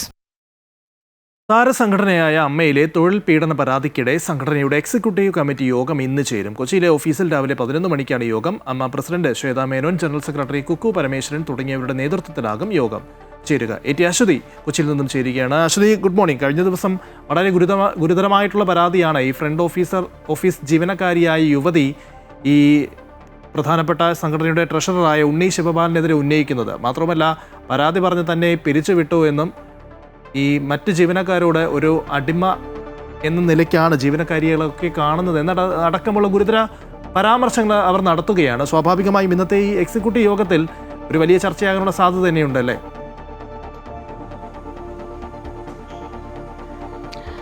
Lijin, തീർച്ചയായും ഈ ഒരു പരാതിയുടെ പശ്ചാത്തലത്തിലാണ് ഇന്ന് അമ്മയുടെ എക്സിക്യൂട്ടീവ് മീറ്റിംഗ് ചേരുന്നത്. ഉണ്ണി ശിവപാൽ ഓൺലൈനായിട്ട് ഈ മീറ്റിംഗിൽ പങ്കെടുക്കുമെന്നാണ് മനസ്സിലാക്കുന്നത്. പ്രധാനമായും ഉണ്ണി ശിവപാലിനും അതുപോലെ തന്നെ കുക്കു പരമേശ്വരനും എതിരെയായിട്ടാണ് ഈ യുവതി പരാതി ഉന്നയിച്ചിരിക്കുന്നത്. അത് പോലീസിൽ കൃത്യമായിട്ട് പരാതി നൽകിയിട്ടുണ്ട്. ഒപ്പം തന്നെ ലേബർ കമ്മീഷനും പരാതി നൽകിയിട്ടുണ്ട്. അതിൻ്റെ അന്വേഷണം പുരോഗമിക്കുകയാണ്. ഈ യുവതിയുടെ മൊഴിയടക്കം പോലീസ് രേഖപ്പെടുത്തിയിട്ടുണ്ട്. ഈ ഒരു പശ്ചാത്തലത്തിൽ കൂടിയാണ് ഈ അമ്മയുടെ എക്സിക്യൂട്ടീവ് മീറ്റിംഗ് ഇന്ന് ചേരുന്നത്. ഈ ഓഫീസ് മാനേജറായ യുവതിയെ വലിയ രീതിയിൽ തൊഴിൽ പീഡനത്തിന് ഇരയാക്കി എന്നതാണ് അവർ വ്യക്തമാക്കുന്നത്. ഈ സമയം കഴിഞ്ഞും ജോലി ചെയ്യിപ്പിച്ചു. അതോടൊപ്പം തന്നെ ഈ ഉണ്ണി ശിവപാലിൻ്റെ മനോഭാവം, ഈ ഇവിടുത്തെ സ്റ്റാഫുകളോടൊക്കെയുള്ള മനോഭാവം, അത് ഒരു അടിമ മനോഭാവമായിരുന്നു. ഈ ഓഫീസ് സ്റ്റാഫിൻ്റെ ജോലി മാത്രമല്ല, അവിടെ മറ്റു ജോലികളൊക്കെ ചെയ്യിപ്പിച്ചു എന്നും ഈ യുവതിയുടെ പരാതിയിലുണ്ട്. ഒപ്പം തന്നെ ഈ സമയം കഴിഞ്ഞതിന് ശേഷവും ഈ ഉണ്ണി ശിവപാൽ വിളിക്കുകയും ഒക്കെ ചെയ്തു. ഇത് സംബന്ധിച്ച് കുക്കു പരമേശ്വരൻ്റെ അടുത്ത് പറഞ്ഞപ്പോൾ കുക്കു പരമേശ്വരൻ അദ്ദേഹത്തെ പിണക്കരുത് എന്നുള്ള ഒരു രീതിയിൽ സംസാരിക്കുകയും മറ്റും ചെയ്തു എന്നതാണ് യുവതി വ്യക്തമാക്കുന്നത്. പക്ഷേ കൊക്കു പരമേശ്വരൻ കഴിഞ്ഞ ദിവസം ഈ സംഭവം ഇത് ശരിയല്ല, ഈ ആരോപണം ശരിയല്ല എന്ന രീതിയിൽ വിശദീകരണവുമായി രംഗത്ത് വന്നിരുന്നു. എന്തായാലും ഇത് സംബന്ധിച്ച് വിശദമായിട്ടുള്ള ഒരു ചർച്ചയാണ് ഇന്ന് ഉണ്ടാവാൻ പോകുന്നത്. മറ്റ് ആളുകൾക്ക് ഉണ്ണി ശിവപാലിനെതിരെയൊക്കെ ഏതെങ്കിലും തരത്തിലുള്ള നടപടികൾ ഉണ്ടാകുമോ എന്നൊക്കെയുള്ളതാണ് ഇന്ന് ഉറ്റുനോക്കുന്നത്. മാത്രമല്ല ഈ ഒരു പരാതി വളരെ ഗൗരവതരമായ രീതിയിലേക്ക് പോയിട്ടുണ്ട്. ഇത് പോലീസിൽ പരാതിയായിട്ട് പോയിട്ടുണ്ട്, ലേബർ കമ്മീഷനിൽ പരാതിയായിട്ട് പോയിട്ടുണ്ട്. അതിൻ്റെ മറ്റ് നടപടിക്രമങ്ങൾ, അതിൻ്റെ അന്വേഷണമൊക്കെ പോലീസ് നടത്തിക്കൊണ്ടുമിരിക്കുകയാണ്. ഈ യുവതിയുടെ കയ്യിൽ മെസ്സേജുകൾ, കോൾ ലിസ്റ്റുകൾ ഇതൊക്കെയുണ്ട്. അതായത് ഇവിടുന്ന് ഓഫീസിൽ നിന്ന് പോയതിനു ശേഷം രാത്രി 12 മണിക്ക് അടക്കം ഈ ഉണ്ണി ശിവപാൽ വിളിച്ചിരുന്നു എന്നൊക്കെ യുവതി ആരോപിക്കുന്നുണ്ട്. അതിൻ്റെ ഡിജിറ്റൽ തെളിവുകൾ അടക്കം ഇവരുടെ കൈവശമുണ്ട് എന്നതാണ് ഇവർ വ്യക്തമാക്കുന്നത്. എന്തായാലും അത്തരത്തിലുള്ള പോലീസ് അന്വേഷണം മുന്നോട്ട് പോകുന്ന സാഹചര്യത്തിൽ കൂടിയാണ് ഇന്ന് അമ്മയുടെ എക്സിക്യൂട്ടീവ് മീറ്റിംഗ് കൊച്ചിയിൽ 11 മണിക്ക് അമ്മ ഓഫീസിൽ വെച്ച് തന്നെ ചേരുന്നത്. ശരി, വളരെ ഗുരുതരമായിട്ടുള്ള പരാതിയാണ് ഈ യുവതി ഉണ്ണി ശിവപാലിനെതിരെയും കുക്കു പരമേശ്വരനെതിരെയും ഒക്കെ നടത്തിയിരിക്കുന്നത്. എന്തായാലും ഇന്നത്തെ എക്സിക്യൂട്ടീവ് യോഗത്തിൽ എന്തെങ്കിലും തീരുമാനമുണ്ടാകുമോ എന്ന് അറിയേണ്ടതുണ്ട്. അശ്വതിയാണ് വിവരങ്ങൾ നൽകിയത്. ശബരിമല യുവതി പ്രവേശന കേസിൽ ചീഫ് ജസ്റ്റിസ് അധ്യക്ഷനായ 9-അംഗ ഭരണഘടനാ ബെഞ്ചിൽ ഇന്ന് വാദം തുടരും. കഴിഞ്ഞ വ്യാഴാഴ്ച സംസ്ഥാന സർക്കാരിന്റെ വാദം ആരംഭിച്ചിരുന്നു. സംസ്ഥാനത്ത് ഭരണമാറ്റം ഉണ്ടായതായും നിലപാടുകളിൽ മാറ്റം വരാൻ സാധ്യതയുണ്ട് എന്നും അഭിഭാഷകൻ കോടതിയെ അറിയിച്ചു. യുവതീ പ്രവേശനം അനുകൂലിച്ചുള്ള മുൻ നിലപാട് ഇതിനോടകം മാറ്റിയിട്ടുണ്ടല്ലോ എന്നായിരുന്നു ജസ്റ്റിസ് BV നാഗരത്നയുടെ ചോദ്യം. മത ആചാരങ്ങളിൽ മാറ്റം വരുത്തേണ്ടത് പണ്ഡിത സദസ്സാണെന്ന് എഴുതി നൽകിയ വാദത്തിൽ സംസ്ഥാന സർക്കാർ വ്യക്തമാക്കിയിരുന്നു. സംസ്ഥാനത്ത് സ്കൂൾ തുറക്കാൻ ആഴ്ചകൾ മാത്രം ബാക്കി നിൽക്കെ പുതിയ ബാഗും ബുക്കും യൂണിഫോമും പുതിയ പ്രതീക്ഷകളുമൊക്കെയായി അധ്യയന വർഷത്തെ വരവേൽക്കാൻ കുട്ടികൾ ഇതിനോടകം ഒരുങ്ങിക്കഴിഞ്ഞു. ഇതോടെ സ്കൂൾ വിപണിയും സജീവമാണ്. ആലപ്പുഴ ജില്ലയിൽ ജില്ലാ പോലീസ് എംപ്ലോയീസ് സഹകരണ സംഘത്തിന്റെ നേതൃത്വത്തിൽ ആരംഭിച്ച സ്കൂൾ മാർക്കറ്റിൽ വലിയ തിരക്കാണ് അനുഭവപ്പെടുന്നത്. ജില്ലാ പോലീസ് എംപ്ലോയീസ് സഹകരണ സംഘത്തിന്റെ നേതൃത്വത്തിൽ ആലപ്പുഴ AN പുരത്തെ TD സ്കൂളിൽ ആരംഭിച്ച സ്കൂൾ മാർക്കറ്റിൽ രാവിലെ മുതൽ വലിയ തിരക്കാണ്. പൊതുവിപണിയെ അപേക്ഷിച്ച് വമ്പിച്ച വിലക്കുറവാണ് ഇവിടെ തിരക്കേറുവാൻ കാരണം. സ്കൂൾ കോളേജ് വിദ്യാർത്ഥികൾക്ക് ആവശ്യമായതെല്ലാം ലഭ്യമാണെന്നതും തിരക്ക് കൂട്ടുന്നുണ്ട്. ഡിജിറ്റൽ പെൻസിൽ ബോക്സ് മുതൽ പ്രിന്റഡ് ബാഗ് വരെയുള്ള ഈ വിപണിയിൽ കാർട്ടൂൺ ചിത്രങ്ങൾ പതിപ്പിച്ച ബാഗുകളാണ് ഇവയിൽ ആകർഷകം. മാർവൽ സൂപ്പർ ഹീറോസ് മുതൽ ഡിസ്നി ക്യാരക്ടേഴ്സ് വരെ ബോട്ടിലുകളിലും ബാഗുകളിലും ഇടം പിടിച്ചിട്ടുണ്ട്. ജെൻസി, ജെൻ ആൽഫ കുട്ടികളുടെ ഹൃദയം കവർന്ന ചൈനീസ് ഉൽപ്പന്നങ്ങളാണ് വിപണിയിലെ താരങ്ങൾ. 2020 മുതൽ നമ്മൾ ഇത്തരത്തിലുള്ള സ്കൂൾ മാർക്കറ്റുകൾ സംഘടിപ്പിക്കുന്നുണ്ട്. ഇപ്പോൾ ബ്രാൻഡഡ് ഉൽപ്പന്നം മാത്രമാണ് നമ്മുടെ ഈ സ്കൂൾ മാർക്കറ്റിൽ നിന്ന് ലഭ്യമാവുക. അത് 20% മുതൽ 40% വരെ വിലക്കുറവാണ് നമുക്ക് ലഭ്യമാവുക. അപ്പോൾ പോലീസ് ഉദ്യോഗസ്ഥർക്ക് പുറമെ പൊതുജനങ്ങൾക്കും ഈ സൗകര്യം പ്രയോജനപ്പെടുത്താവുന്നതാണ്. കഴിഞ്ഞ വർഷങ്ങളിലേക്കാൾ ഒരു ഇരട്ടിയിലധികം ആളുകളാണ് നമുക്ക് പുതിയതായിട്ട് ഈ സ്കൂൾ മാർക്കറ്റിലേക്ക് വരുന്നത്. രാവിലെ 10 മണി മുതൽ 5 മണി വരെ 20 മുതൽ 40% വരെ വിലക്കുറവിലാണ് സ്കൂൾ മാർക്കറ്റിൽ ഉൽപ്പന്നങ്ങൾ കൊടുക്കുന്നത്. പഠന സാമഗ്രികൾക്ക് പുറമെ മഴക്കോട്ടുകൾ, വിവിധതരം കുടകൾ എന്നിവയും പോലീസ് സഹകരണ സംഘത്തിന്റെ ഈ മാർക്കറ്റിലുണ്ട്. കുട്ടികൾക്ക് പുറമെ മുതിർന്നവർക്കുള്ള റെയിൻകോട്ടുകളും ഇവിടെ ഉണ്ട് എന്നതും ആവശ്യക്കാരുടെ എണ്ണത്തിൽ വർധനവുണ്ടാക്കുന്നു. കഴിഞ്ഞ കുറേ വർഷങ്ങളായി പോലീസ് എംപ്ലോയീസ് സഹകരണ സംഘത്തിന്റെ നേതൃത്വത്തിൽ സ്കൂൾ മാർക്കറ്റുകൾ സംഘടിപ്പിച്ചു വരികയാണ്. കുറഞ്ഞ വിലയിൽ ബ്രാൻഡഡ് ഉൽപ്പന്നങ്ങൾ വിതരണം ചെയ്യുന്നതിനാൽ ഇക്കുറിയും കുട്ടികളുടെയും രക്ഷിതാക്കളുടെയും ഇഷ്ടയിടം ഈ സ്കൂൾ മാർക്കറ്റ് തന്നെയാണ്. അമൃത ന്യൂസ്, ആലപ്പുഴ. കോഴിക്കോട് മുക്കം നഗരസഭയുടെ മഴക്കാലപൂർവ്വ ശുചീകരണത്തിന് ഇരുവഴിഞ്ഞിപ്പുഴ ശുചീകരിച്ച് തുടക്കം കുറിച്ചു. ജനകീയ പങ്കാളിത്തത്തോടെയാണ് മാലിന്യം നിറഞ്ഞ പുഴ ശുചീകരിച്ചത്. പുഴയിലെ അഗസ്ത്യമൊഴി മുതൽ മുക്കം പാലം വരെയുള്ള ഭാഗമാണ് ആദ്യഘട്ടത്തിൽ ശുചീകരിച്ചത്. അഗസ്ത്യമൊഴി കടവിൽ നടന്ന ചടങ്ങിൽ നഗരസഭാ ചെയർപേഴ്സൺ അഡ്വക്കേറ്റ് PT ചാന്ദിനി ശുചീകരണ പ്രവർത്തനത്തിന്റെ ഉദ്ഘാടനം നിർവഹിച്ചു. നിരവധി കുടിവെള്ള പദ്ധതികൾ ആശ്രയിക്കുന്ന ഇരവഴിഞ്ഞിപ്പുഴയിലെ ജലത്തിന്റെ ഗുണനിലവാരം ഉറപ്പുവരുത്താനും ജനങ്ങളുടെ ആരോഗ്യ സംരക്ഷണം ഉറപ്പാക്കാനുമാണ് ഇത്തരമൊരു ബൃഹത്തായ ശുചീകരണ യജ്ഞം സംഘടിപ്പിച്ചതെന്ന് ചെയർപേഴ്സൺ പറഞ്ഞു. വരാൻ പോകുന്ന മഴയ്ക്ക് മുന്നേ ഈ കടവുകളും ഈ തീരത്തടിഞ്ഞു കൂടുന്ന പ്ലാസ്റ്റിക് മാലിന്യങ്ങളും എല്ലാം തന്നെ പെറുക്കി ഈ പുഴയെ വൃത്തിയാക്കേണ്ടത് വളരെയധികം അത്യാവശ്യമാണ്. അതേപോലെ പകരുന്ന മറ്റു രോഗങ്ങൾ, ഇത്തരം രോഗങ്ങളെയൊക്കെ അതിജീവിക്കണമെങ്കിൽ, മഹാമാരികൾ ഇല്ലാതിരിക്കണമെങ്കിൽ നമ്മുടെ പുഴ, പ്രത്യേകിച്ച് നമ്മുടെ ഇരവഴിഞ്ഞി പുഴ എന്ന് പറയുന്നത് മുക്കം നഗരസഭയെ സംബന്ധിച്ചിടത്തോളം നമ്മുടെ ഏറ്റവും വലിയ ഘടകമാണ്.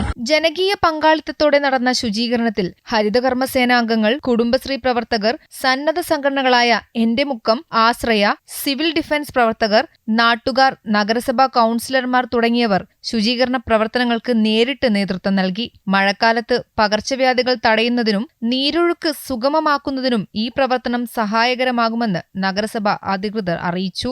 അമൃത ന്യൂസ്, കോഴിക്കോട്. മലയാള സാഹിത്യത്തിലെ ആധുനികതയ്ക്ക് അടിത്തറ പാകിയ എഴുത്തുകാരനാണ് OV വിജയൻ. ഖസാക്കിന്റെ ഇതിഹാസം എന്ന ഒറ്റ കൃതി മതി അദ്ദേഹത്തെ നാടോർക്കാൻ. ഖസാക്കിന്റെ ഇതിഹാസത്തിന് പശ്ചാത്തലമായ പാലക്കാട് ജില്ലയിലെ തസ്രാക്കിലാണ് അദ്ദേഹത്തിന്റെ ഓർമ്മകൾ നിറയുന്ന സ്മാരക മന്ദിരം ഉള്ളത്.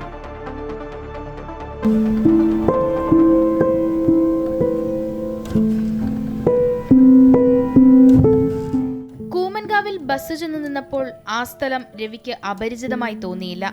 അങ്ങനെ പടർന്നു പന്തലിച്ച മാവുകൾക്കിടയിൽ 4-5 ഏറുമാടങ്ങളുടെ നടുവിൽ താൻ വന്നെത്തുമെന്ന് പണ്ടേ കരുതി കാണണം. പെരുവമ്പിനടുത്തുള്ള കൊച്ചുഗ്രാമമായ തസ്രാക്കിലെത്തുമ്പോൾ മനസ്സിൽ ഖസാക്കിന്റെ ഇതിഹാസമാണ്. നോവലിലെ ഓരോ വരികളും ഹൃദയത്തിൽ ഓടിയെത്തും. OV വിജയന്റെ സ്മാരക മന്ദിരവും ഞാറ്റുപുരയും മൊല്ലാക്കയുടെ പള്ളിയും അറബിക്കുളവും ഇന്നും അതേപോലെ ഇവിടെയുണ്ട്. OV വിജയൻ എന്ന അതുല്യ പ്രതിഭയുടെ ഫോട്ടോ ഗാലറിയും ഖസാക്കിന്റെ ഇതിഹാസത്തിലെ ഓരോ കഥാസന്ദർഭങ്ങളും ചുവർചിത്രങ്ങളും സ്മാരക മന്ദിരത്തിൽ ഒരുക്കിയിട്ടുണ്ട്. ഇവിടെ എത്തുന്ന ഓരോരുത്തർക്കും OV വിജയന്റെ സാന്നിധ്യം അറിയാം.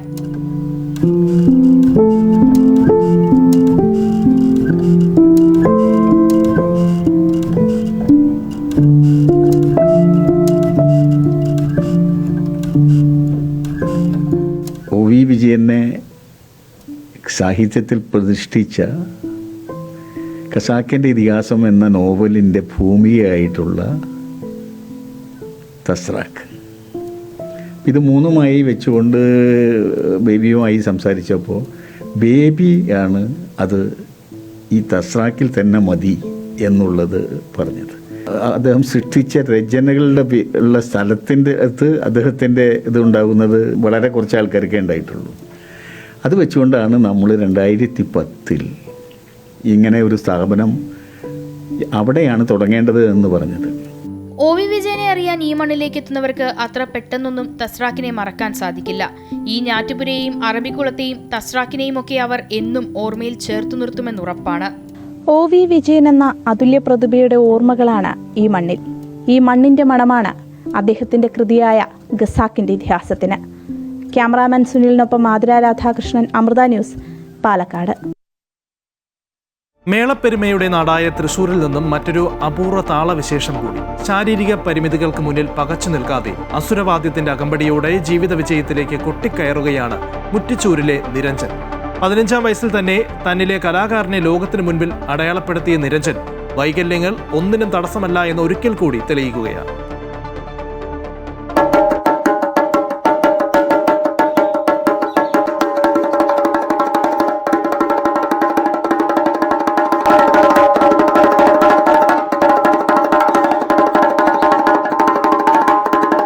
മുറ്റിച്ചൂർ സ്വദേശികളായ ഗിരീഷ് ബിന്ദു ദമ്പതികളുടെ മകൻ നിരഞ്ജന് ജന്മനാ പരിമിതികളുണ്ടായിരുന്നു.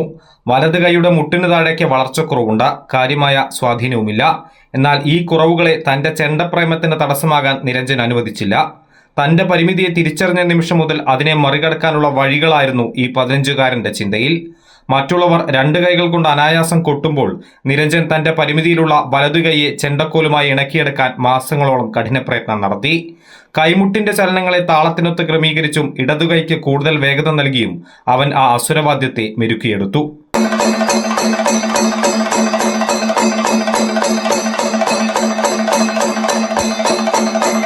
2017 ഒക്ടോബർ 18 ചെറുശ്ശേരി ശ്രീകുമാറിന്റെ ശിഷ്യനായി പഞ്ചാരി മേളത്തിൽ 7-ാം വയസ്സിൽ നിരഞ്ജൻ അരങ്ങേറ്റം കുറിച്ചത്. 9-ാം വയസ്സിൽ തായമ്പകയിലും അരങ്ങേറി. പഞ്ചവാദ്യത്തിലെ തിമിലയിൽ അരങ്ങേറ്റം കുറിച്ചത് 2025 നവംബർ 9 ഈ ചുരുങ്ങിയ കാലയളവിൽ ക്ഷേത്രങ്ങളുമായി ബന്ധപ്പെട്ട പുരസ്കാരങ്ങളും കരസ്ഥമാക്കാൻ നിരഞ്ജനായി. ഇപ്പൊ കൊട്ടാൻ പോവാറുണ്ട്. അരങ്ങേറ്റത്തിന് ശേഷം തായമ്പക കൊട്ടാൻ പോവാറുണ്ട്. ഈ കഴിഞ്ഞ നവംബറിൽ പഞ്ചവാദ്യം, അതായത് തിമിലയുടെ അരങ്ങേറ്റവും കഴിഞ്ഞു. ചെസ്സില് ഫെഡറേറ്റഡ് ആണ്. മേളം പരമാവധി കാലം തുടർന്ന് പോകാൻ തന്നെയാണ് വിചാരിക്കുന്നത്. മാതാപിതാക്കളുടെ പിന്തുണയാണ് നിരഞ്ജന്റെ കരുത്ത്. മകന്റെ വൈകല്യത്തെ ഓർത്ത് സങ്കടപ്പെട്ടിരിക്കാതെ അവനിലെ കലാകാരനെ വളർത്താൻ അവർ അവനൊപ്പം നിന്നു. ഇന്ന് നാട്ടിലെ ഉത്സവപ്പറമ്പുകളിൽ നിരഞ്ജൻ ചെണ്ടക്കോലേന്തുമ്പോൾ അത് കേവലം ഒരു പ്രകടനമല്ല, മറിച്ച് വിധിയോട് പോരാടി ജയിക്കുന്ന ഒരു കൗമാരക്കാരന്റെ വിജയകാഹളം കൂടിയാണ്. ഈ കഴിഞ്ഞ CBSE ബോർഡ് എക്സാമിൽ എനിക്ക് 500-ൽ 498 മാർക്ക് വാങ്ങാൻ സാധിച്ചു. 99.6% കിട്ടി. പച്ചു എന്നാണ് വിളിക്കുക. നിരഞ്ജൻ എന്നുള്ളത് നമ്മളിങ്ങനെ ഔദ്യോഗികമായിട്ട് നമ്മളങ്ങനെ ഉപയോഗിക്കാറില്ല. പച്ചു വളരെ ചെറുപ്പം മുതൽ തന്നെ അറിയുന്ന കുട്ടിയാണ്. പച്ചുവിനെ വളരെ നിരന്തരമായിട്ട് നമ്മൾ പ്രോത്സാഹിപ്പിക്കുകയും എല്ലാ ഉത്സവ പറമ്പുകളിലും പച്ചു ഉണ്ടാവും. ചെണ്ടയ്ക്ക് പുറമെ മറ്റു കലകളിലും നിരഞ്ജൻ പ്രാവീണ്യം തെളിയിച്ചു കഴിഞ്ഞു. പ്രസംഗം, കവിത, എഴുത്ത്, ചെസ് വിഭാഗങ്ങളിൽ സ്കൂൾ തലത്തിൽ നിരവധി സമ്മാനങ്ങളും നേടിയിട്ടുണ്ട്. പരിമിതികൾ ശരീരത്തിനാണെന്നും മനസ്സിനല്ലെന്നും തെളിയിക്കുകയാണ് ഈ മിടുക്കൻ. വരും കാലങ്ങളിൽ വലിയ വേദികളിൽ പ്രഗത്ഭർക്കൊപ്പം നിരഞ്ജന്റെ ചെണ്ടക്കോലുകളും താളം തീർക്കുമെന്നുറപ്പാണ്. അമൃത ന്യൂസ്, തൃശൂർ. ഇടുക്കി വാഗമണ്ണിൽ ബസ് സ്റ്റാൻഡ് നിർമ്മാണം പാതി വഴിയിൽ നിലച്ചു. റവന്യൂ വകുപ്പും ഏലപ്പാറ പഞ്ചായത്ത് ഭരണസമിതിയും തമ്മിലുള്ള തർക്കമാണ് നിർമ്മാണ പ്രവർത്തനങ്ങൾ തടസ്സപ്പെടാൻ കാരണം. സ്റ്റാൻഡ് ഇല്ലാത്തതിനാൽ ബസ്സുകൾ വഴിയിൽ പാർക്ക് ചെയ്യുന്നത് ഗതാഗത കുരുക്കിന് കാരണമാവുകയാണ്. പ്രധാന വിനോദസഞ്ചാര കേന്ദ്രമായ വാഗമണ്ണിന് സ്വന്തമായി ബസ് സ്റ്റാൻഡില്ല. ബസ്സുകൾ പാർക്ക് ചെയ്യുന്നത് വഴിയോരത്താണ്. കഴിഞ്ഞ പഞ്ചായത്ത് ഭരണസമിതിയുടെ കാലത്താണ് ബസ് സ്റ്റാൻഡ് നിർമ്മാണം തുടങ്ങിയത്. ഇതിനായി വില്ലേജ് ഓഫീസിന് മുൻഭാഗത്ത് മണ്ണെടുപ്പ് തുടങ്ങി. ഏലപ്പാറ ഗ്രാമപഞ്ചായത്ത് അനുവദിച്ച 10 ലക്ഷം രൂപ ഉപയോഗിച്ചായിരുന്നു നിർമ്മാണം. എന്നാൽ മണ്ണെടുപ്പ് അനുവദിക്കാൻ കഴിയില്ലെന്ന് വില്ലേജ് അധികൃതർ നിലപാട് സ്വീകരിച്ചതോടെ പണികൾ മുടങ്ങി. മണ്ണെടുക്കാൻ പഞ്ചായത്ത് അനുമതി വാങ്ങിയിരുന്നില്ലെന്നാണ് റവന്യൂ അധികൃതർ പറയുന്നത്. പഞ്ചായത്ത്, റവന്യൂ വകുപ്പുകൾ തമ്മിലുള്ള തർക്കത്തിൽ ബസ് സ്റ്റാൻഡ് നിർമ്മാണം തടസ്സപ്പെട്ടതിനെതിരെ പ്രതിഷേധം ശക്തമാണ്. കഴിഞ്ഞ പഞ്ചായത്ത് ഭരണസമിതി ഇത് ഉടനെ ബസ് സ്റ്റാൻഡ് ആക്കാൻ പോകാമെന്ന് പറഞ്ഞ് ഇവിടെ വെട്ടിമാന്തുകയൊക്കെ ചെയ്തു. ഈ വെട്ടിമാന്തിയിട്ട് ഇന്ന് ബസ് സ്റ്റാൻഡിന് ഒരു തീരുമാനമൊന്നും ഉണ്ടായിട്ടില്ല. ഇന്ന് അനധികൃതമായിട്ട് പുറത്തുനിന്ന് വരുന്ന ടൂറിസ്റ്റുകാരുടെ ബസ് പാർക്ക് ചെയ്യുക. അപ്പം അതിൻ്റെ സൗകര്യക്കേടും അതുപോലെ യാത്രാ ദുരിതമാണ് ഇവിടെ. ദുരിതം എന്ന് പറഞ്ഞു കഴിഞ്ഞാൽ ജീപ്പുകാർക്കോ മറ്റുള്ള വണ്ടിക്കാർക്കോ ഒന്നും ഓടി പോകാൻ, ടൂറിസ്റ്റിൻ്റെ വണ്ടി വന്നു കഴിഞ്ഞാൽ നമുക്കിവിടെ നിന്ന് തിരിയാൻ പറ്റിയ അപകടാവസ്ഥയാണ്. റവന്യൂ വകുപ്പും പഞ്ചായത്തും പരസ്പരം പഴിചാരുമ്പോൾ ബസ് സ്റ്റാൻഡിന്റെ നിർമ്മാണം അനിശ്ചിതമായി നീളുകയാണ്. ബസ് സ്റ്റാൻഡിന്റെ അഭാവം ഗതാഗത കുരുക്കിനും കാരണമാകുന്നു. അമൃത ന്യൂസ്, ഇടുക്കി. അമൃത ടിവിയിലെ ജനപ്രിയ റിയാലിറ്റി ഷോ സൂപ്പർ സ്റ്റാർ ജൂനിയറിലെ മത്സരാർത്ഥികൾ അവതരിപ്പിക്കുന്ന ഓംകാര ഭജൻസ് ജനങ്ങൾക്കിടയിലേക്ക് എത്തുന്നു. ഓംകാര ഭജൻസിന്റെ ആദ്യ പരിപാടി കൊച്ചി വൈറ്റിലയിലെ അമൃത ടിവി സ്റ്റുഡിയോ കോംപ്ലക്സിൽ നടന്നു. സദ്ഗുരു ശ്രീമാത അമൃതാനന്ദമയി ദേവിയുടെ അനുഗ്രഹത്തോടെയാണ് ഭജന സംഘം എത്തുന്നത്. കണ്ണനുണ്ടോ കരിമുകിൽ വർണ്ണനുണ്ടോ നിലക്കാർ വർണ്ണനുണ്ടോ കണ്ണനെ കണ്ടോരുണ്ടോ പീലിത്തിരുമുടിയും ഹാലത്തോടു കുറിയും കാലിൽ ചിലമ്പുമായി വേണൂതിയാടി വരും പീലിത്തിരുമുടിയും ഹാലത്തോടു കുറിയും കാലിൽ ചിലമ്പുമായി വേണുബോധിയാടി വരും. ജനപ്രിയ റിയാലിറ്റി ഷോ സൂപ്പർ സ്റ്റാർ ജൂനിയറിലെ മത്സരാർത്ഥികൾ അവതരിപ്പിക്കുന്ന ഭജന മിനിസ്ക്രീനിൽ നിന്നും ജനങ്ങൾക്കിടയിലേക്ക് എത്തുകയാണ്. ക്ഷേത്രങ്ങളിലും ഭക്തിനിർഭരമായ പൊതുയിടങ്ങളിലും ഓംകാര ഭജൻസിന്റെ പരിപാടികൾ ഇനി ആസ്വദിക്കാം. അമൃത ടിവി സ്റ്റുഡിയോ കോംപ്ലക്സിൽ വെച്ചായിരുന്നു ഓംകാര ഭജൻസിന്റെ ആദ്യ പരിപാടി.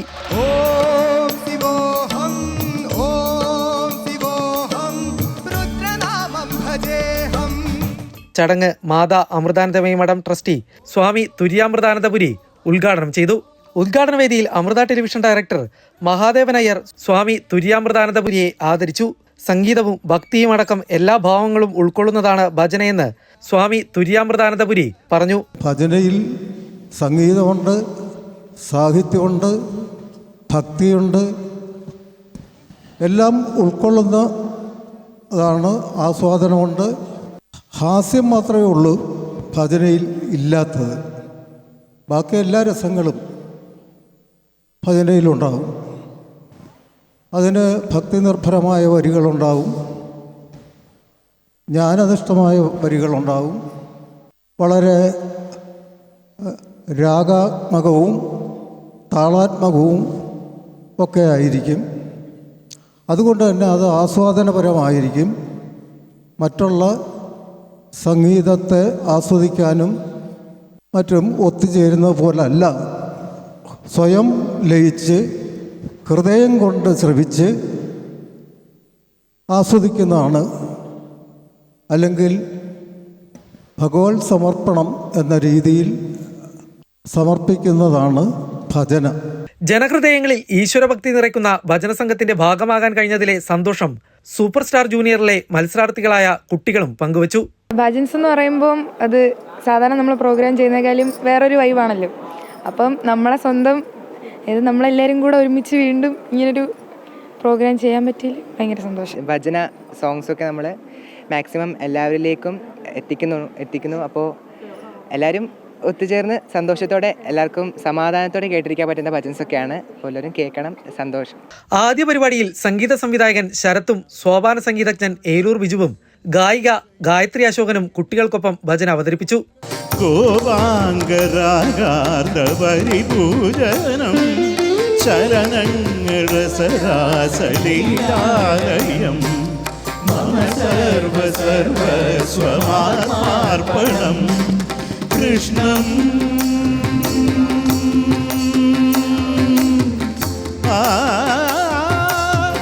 നീലകണ്ഠരവ നീലകണ്ഠം അതിൽ കുളഞ്ഞൊരഹിമാലയം ഭൂതിശോഭ വഴിയും കരങ്ങളിൽ ഠമഠമാരവകടും തുടി വിശാലകാലേ സഖാത്വമേവ ഭയാനകാരേ പ്രഭാത്വമേവ ഭവാതി നൗകാ ത്വമേവ ദേവാ. ദേവീദേവന്മാരുടെ കീർത്തനങ്ങളും ഭജനകളും ചേർന്ന് 22ഓളം ഗാനങ്ങളാണ് കുട്ടികൾ അവതരിപ്പിച്ചത്.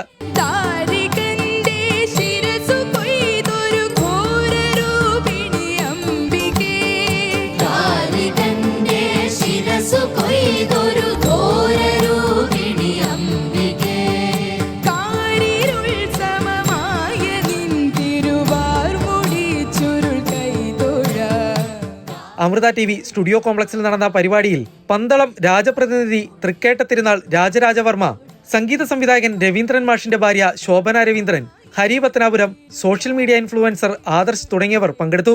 അമൃത ന്യൂസ്, കൊച്ചി. അവധിക്കാലം കളിയും ചിരിയുമൊക്കെയായി കൂട്ടുകാർ ആഘോഷമാക്കുമ്പോൾ പൊരുവേലിൽ സംഭാരം വിതരണം ചെയ്ത് പണം സമ്പാദിക്കുകയാണ് ആലപ്പുഴ കഞ്ഞിക്കുഴിയിലെ 3 സുഹൃത്തുക്കൾ. ആ വിശേഷങ്ങൾ കാണാം.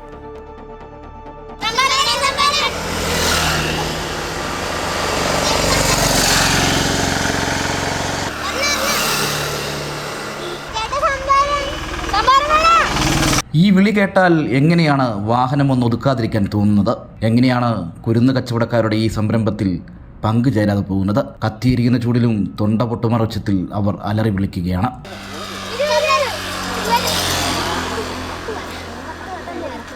പൊള്ളുന്ന ചൂടിലും കഞ്ഞിക്കുഴിയിലെ വഴിയോരത്ത് കച്ചവടം അങ്ങ് പൊടി പൊടിക്കുകയാണ്. അനന്തലക്ഷ്മി, കീർത്തന, മാളവിക മൂവരും ഉറ്റ ചങ്ങാതിമാർ. അവധിക്കാലം കളിയും ചിരിയും മാത്രമായി അവസാനിപ്പിക്കാതെ ചെറിയ വരുമാനം കണ്ടെത്താൻ കൂടിയുള്ള വേദിയാക്കി മാറ്റുകയാണ് ഈ കൊച്ചുമിടുക്കികൾ. നല്ല രീതിയിൽ കച്ചവടം ഉണ്ടെങ്കിൽ നാളെയും ഇതേപോലെ കുറേ പേര് പറഞ്ഞിരുന്നു എപ്പോഴും ഉണ്ടാവുകയെന്ന് വെച്ച് പലരും വന്ന് വാങ്ങിക്കോളാന്ന് പറഞ്ഞു. തൊട്ടടുത്ത് തന്നെയുള്ള ഹോൾസെയിൽ കടയിൽ നിന്ന് സംഭാരം വാങ്ങിയാണ് വിൽപ്പന. ഒരു ഗ്ലാസ്സിന് 10 രൂപ, കുപ്പിക്കാണെങ്കിൽ 20. കണക്കുകൾ വിട്ടുപോകാതെ കൃത്യമായി ബുക്കിൽ രേഖപ്പെടുത്തും. ഇനി പണം കയ്യിൽ കരുതിയിട്ടില്ലെങ്കിൽ UPI പേയ്മെൻറ്റും ഉണ്ടിവിടെ. അങ്ങനെ 5 കുപ്പിയിൽ തുടങ്ങിയ സൗഹൃദ കൂട്ടായ്മ ചെറിയൊരു വിപണന കേന്ദ്രമായി മാറുകയാണ്. അവധിക്കാലത്തെ അവസ്മരണീയമാക്കുന്ന ഓർമ്മകൾ സമ്മാനിച്ച്. അമൃത ന്യൂസ്, ആലപ്പുഴ. ഇനി ഹിന്ദു പുരാണങ്ങളിലെ കഥകൾ ചിത്രങ്ങളിലൂടെയും പാട്ടുകളിലൂടെയും അവതരിപ്പിക്കുന്ന മുസ്ലിം ദമ്പതികളെ പരിചയപ്പെടാം.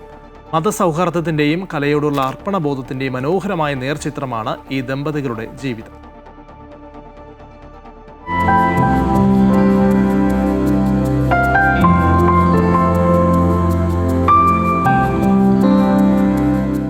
ഭാരതീയ സംസ്കാരത്തിന്റെയും ഐക്യത്തിന്റെയും ഉത്തമ ഉദാഹരണമാണ് പശ്ചിമ ബംഗാളിലെ പൂർബ മേദിനിപൂർ ജില്ലയിൽ നിന്നുള്ള ചിത്രകാരൻ നൂർദീനും ഭാര്യ കൽപ്പനയും. കൃഷ്ണലീലയും രാമായണവും പശ്ചാത്തലമാക്കി പട്ടചിത്ര കലാരൂപത്തെ നെഞ്ചിലേറ്റുന്ന ദമ്പതികളാണിവർ. എന്താണീ പട്ടചിത്രമെന്നല്ലേ? ഒഡീഷയുടെയും പശ്ചിമ ബംഗാളിന്റെയും പാരമ്പര്യത്തിലധിഷ്ഠിതമായ അതിപുരാതനമായ ഒരു ചിത്രരചനാ രീതിയാണ് പട്ടചിത്രം. പട്ട എന്നാൽ തുണി, ചിത്ര എന്നാൽ ചിത്രം, അതായത് തുണിയിൽ വരയ്ക്കുന്ന ചിത്രം. രാസവസ്തുക്കൾക്ക് പകരം ചെടികൾ, കല്ലുകൾ, കക്കകൾ തുടങ്ങിയ പ്രകൃതിദത്ത സ്രോതസ്സുകളിൽ നിന്ന് ചിത്രരചനയ്ക്കായുള്ള നിറങ്ങൾ കണ്ടെത്തുന്നു. അതിസൂക്ഷ്മമായ വരകളും തിളക്കമുള്ള നിറങ്ങളും പട്ടചിത്രയുടെ പ്രത്യേകതയാണ്. ഭഗവാൻ കൃഷ്ണന്റെ ലീലകൾ, രാമായണത്തിലെ കഥകൾ, ദുർഗാദേവിയുടെ പുരാണങ്ങൾ എന്നിവയാണ് നൂർദീനും ഭാര്യ കൽപ്പനയും പ്രധാനമായും വരയ്ക്കുന്നത്. പുരാണങ്ങൾ മാത്രമല്ല, സാമൂഹിക പ്രസക്തിയുള്ള വിഷയങ്ങളും ഇവർ വരയ്ക്കാറുണ്ട്. മതപരമായ അതിർവരമ്പുകൾക്ക് അതീതമാണ് തങ്ങളുടെ കലയെന്ന് നൂർദീനും കൽപ്പനയും പറയുന്നു. एक्चुअली उड़ीसा पटचित्र में वो लोग भी कृष्ण लीला बनाते हैं, मनसा बनाते हैं, दुर्गा बनाते हैं. वो लोग का जैसे वो लोग का स्क्वायर पटचित्र बनाते हैं. वो लोग का जैसे डिजाइन बहुत सुंदर लगते हैं, लेकिन वो लोग का हम लोग का कला अलग है. ये काम पटचित्र है, हमारा रक्त में है, वंशपरम में है, तो ये काम करता हमारा बहुत अच्छी लगती है. ഈ ദമ്പതികളുടെ പ്രവർത്തനങ്ങൾ ദേശീയ തലത്തിലും ശ്രദ്ധിക്കപ്പെട്ടിട്ടുണ്ട്. പാരമ്പര്യമായി കിട്ടിയ ഈ കലാരൂപം വരും തലമുറയ്ക്ക് കൈമാറുന്നതിനും സംരക്ഷിക്കുന്നതിനും സർക്കാർ സഹായം നൽകണമെന്നാണ് ഇവർ ആവശ്യപ്പെടുന്നത്. News desk Amrita TV.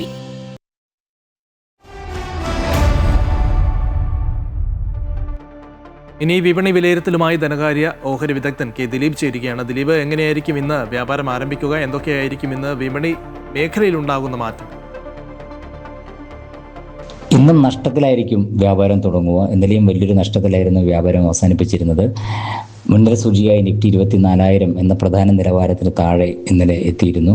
ഇനി 23,800 എന്ന നിലവാരമാണ് ഒരു അടിസ്ഥാന നിലവാരമായി ഇനി കാണുന്നത്. ആ ഒരു നിലവാരം കൂടെ ഭേദിച്ച് താഴേക്ക് നീങ്ങിയാണെങ്കിൽ 23,500 എന്ന നിലവാരത്തിലേക്ക് പോകാനുള്ള സാധ്യതയുണ്ട്. കഴിഞ്ഞ കുറച്ച് ദിവസങ്ങളായി മുൻനിര ഓഹരികളിൽ വിൽപ്പന തുടരുമ്പോഴും രണ്ടാം നിര ചെറുകിട ഓഹരികളിൽ ഒരു നിക്ഷേപ താല്പര്യം പ്രകടമായിരുന്നു. ഇന്നലെ രണ്ടാം നിര ചെറുകിട ഓഹരികളിലും വലിയൊരു വിൽപ്പന ഉണ്ടായി. വരും ദിവസങ്ങളിലും വലിയ തോതിൽ ഒരു വിൽപ്പന തുടർന്നേക്കുമെന്നുള്ള ഒരു ആശങ്ക വിപണിയിലുണ്ട്. അതിന് ഏറ്റവും പ്രധാനപ്പെട്ട കാരണം ക്രൂഡ് ഓയിൽ വിലയിൽ ഉണ്ടായിട്ടുള്ള വർധനവാണ്.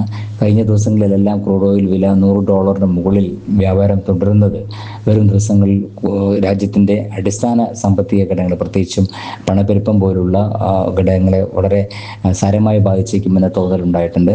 അതിൻ്റെ ഒരു ആശങ്കയിലാണ് ഇപ്പോഴത്തെ ഈ വിൽപ്പന തുടരുന്നത്. മാത്രമല്ല, ക്രൂഡ് ഓയിലിൻ്റെ വില വർധനവ് ഒരു പരിധിവരെ രൂപയുടെ മൂല്യം കുറയുന്നതിനും കാരണമായിരിക്കും. ഈ ഘടകങ്ങളെല്ലാം നിലനിൽക്കെയാണ് വിദേശ നിക്ഷേപ സ്ഥാപനങ്ങളുടെ വലിയൊരു വിൽപ്പന കൂടിയായപ്പോൾ അത് വിപണിയെ സാരമായി ബാധിച്ചത്. ഇന്നലെ ഏതാണ്ട് 8,400 കോടി രൂപയുടെ വിൽപ്പനയാണ് വിദേശ നിക്ഷേപ സ്ഥാപനങ്ങൾ നടത്തിയത്. ആഭ്യന്തര നിക്ഷേപ സ്ഥാപനങ്ങൾ 5,800 കോടി രൂപയുടെ നിക്ഷേപം നടത്തിയെങ്കിൽ കൂടിയും അത് ഈ ഒരു വീഴ്ചയെ പ്രതിരോധിക്കാനായില്ല. മാത്രമല്ല, ഉയർന്ന നിലവാരത്തിൽ ചെറുകിട നിക്ഷേപകർ ലാഭമെടുത്തതുമെല്ലാം വിപണിയെ വലിയ തോതിൽ വിൽപ്പനയിലേക്ക് നയിക്കുകയായിരുന്നു. മാത്രമല്ല, വിപണിയിൽ ഏറ്റക്കുറച്ചിലുള്ള സൂചിപ്പിക്കുന്ന ഇന്ത്യ വിക്സ് സൂചികയിലുണ്ടായിട്ടുള്ള വർധനവും കാണിക്കുന്നത് വിപണിയിൽ വരും ദിവസങ്ങളിലും ഏറ്റക്കുറച്ചിലുകൾ തുറന്നേക്കുമെന്നും ഒപ്പം തന്നെ ഒരു വിപണിയുടെ നീക്കവുമായി ബന്ധപ്പെട്ട ഒരു അനിശ്ചിതത്വം അല്ലെങ്കിൽ ഒരു ആശങ്ക നിലനിൽക്കുന്നു എന്നുമാണ് കാണിക്കുന്നത്. നിലവിലെ സാഹചര്യത്തിൽ ഇറാൻ US സമാധാന കരാറുമായി മുന്നോട്ട് പോവുകയോ ഹോർമൂസ് വഴിയുള്ള സുഗമമായ ഗതാഗതം പുനഃസ്ഥാപിക്കപ്പെടുക ചെയ്യുക, ഇങ്ങനെ ഈ ഘടകങ്ങളെല്ലാം പ്രാവർത്തികമാക്കിയെങ്കിൽ മാത്രമേ ഒരു സ്ഥായിയായ ഒരു മുന്നേറ്റം വിപണിയിൽ പ്രതീക്ഷിക്കൂ. മറിച്ചാണെങ്കിൽ 23,800 24,500 എന്ന നിലവാരത്തിനിടയിലുള്ള ഒരു നീക്കമാണ് ഈ ഒരാഴ്ചയും പ്രതീക്ഷിക്കുന്നത്. ഇന്നെന്തായാലും നഷ്ടത്തിലായിരിക്കും വ്യാപാരം തുടങ്ങുക.